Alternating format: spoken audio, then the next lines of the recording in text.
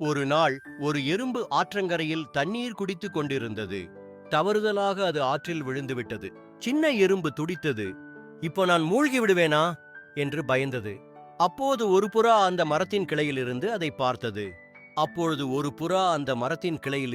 பார்த்தது. உடனே புறா ஒரு இலைப்பொதி பறித்துக்கொண்டு ஆற்றில் போட்டது. எறும்பு அந்த இலையை ஏறி மெதுவாக கரை வந்தது.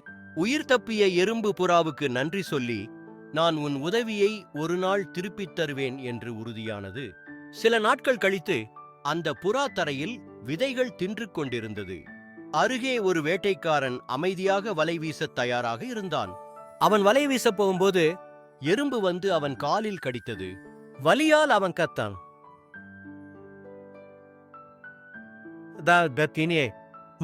பயந்த புறா உடனே பறந்து சென்றது.